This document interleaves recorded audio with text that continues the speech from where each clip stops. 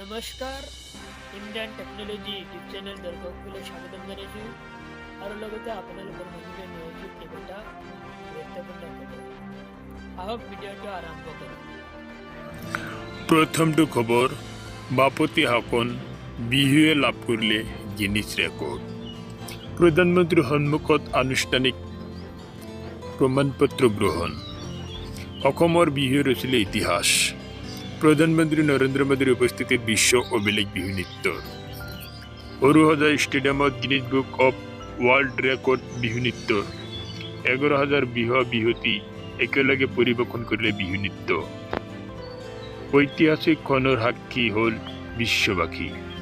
পৰৱৰ্তী খবৰ, সৰুসজাইত 14 এপ্ৰিলত 14টা অসমবাসীলৈ উপহাৰ নৰেন্দ্ৰ মোদীৰ আৰু সৰুসজাইত বিহুৰ অনুষ্ঠান উপভোগ কৰি অভিভূত নৰেন্দ্ৰ মোদী। অসমবাসীক প্ৰধানমন্ত্ৰী মোদীৰ বিশাল উপহাৰ। ৰাজ্যবাসীলৈ প্ৰধানমন্ত্ৰী নৰেন্দ্ৰ মোদীৰ বিশাল উপহাৰ। 14 এপ্ৰিলত 14টা উপহাৰ দিলে ৰাজ্যবাসীক। সৰুসজাইত বিহু চাই অভিভূত হৈ পৰিল প্ৰধানমন্ত্ৰী নৰেন্দ্ৰ মোদী। 11,000 নাচনী দুলীয়াৰ প্ৰধানমন্ত্ৰীৰ সন্মুখত বিহু নাচ। আজিৰ দিনটোত এই চমকে ধৰি 3খন মেডিকেল কলেজ উদ্বোধন কৰিলে। অসমৰ থলুৱা শিপিনীক প্ৰশংসা নৰেন্দ্ৰ মোদীৰ। মুগাপাট শিল্পৰ অপূৰ্ব সমাৱেশক শলাগ প্ৰধানমন্ত্ৰী। ৰূপকোঁৱৰৰ গীত আওৰাই মোদীয়ে ক'লে বিশ্ব বিজয় নোযোৱান। অসমৰ কাজি নেমু, তেজপুৰৰ লিচু, গামোচাৰ GI টেগৰ প্ৰসংগ উল্লেখ। আমি সকলো বাধা আঁতৰাই আগুৱাই যাব লাগিব।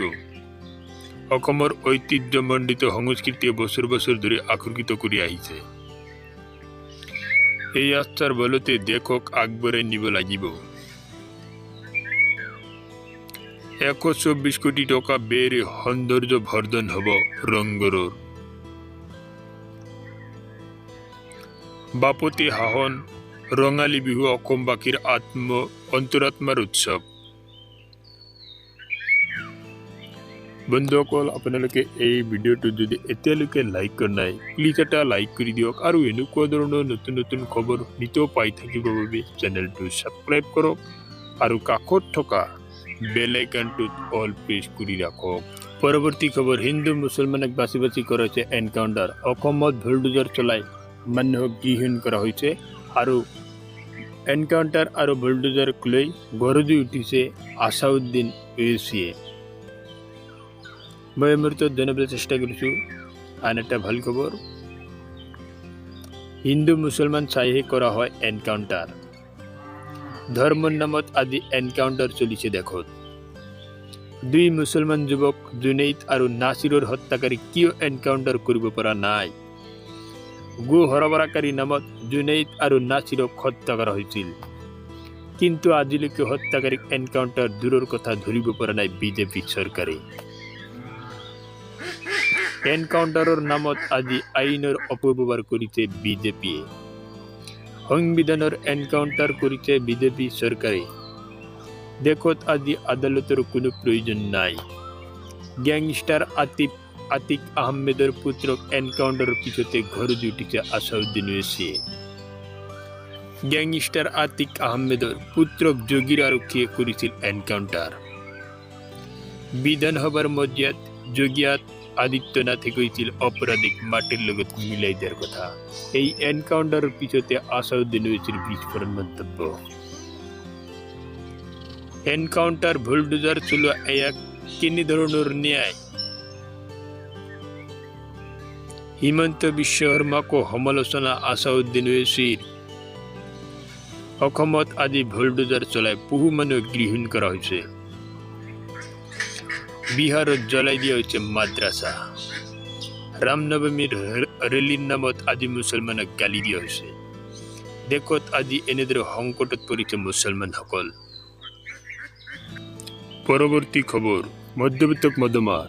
সুৰাহুৰে বৃদ্ধি পাইছে সোণৰ মূল্য আৰু ভংগ কৰিলে সৰ্বকালৰ অভিলেখ।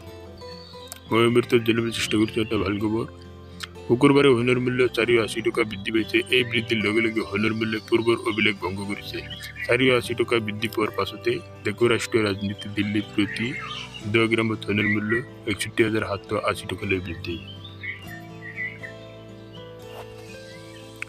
এই তথ্য সদৰি কৰিছে HDFC Securities। যোৱা ব্যৱসায়িক ছিজনত সোণৰ মূল্য প্ৰতি 10 গ্ৰাম আছিল 61,300 টকা। ইফালে সোণৰ লগতে তাল মিলাই ৰূপৰ মূল্য বৃদ্ধি পাইছে। শুকুৰবাৰৰ দিনটোত 410 টকা বৃদ্ধি পোৱাত ৰূপৰ প্ৰতি কিলোত 77,580 টকা হৈছে।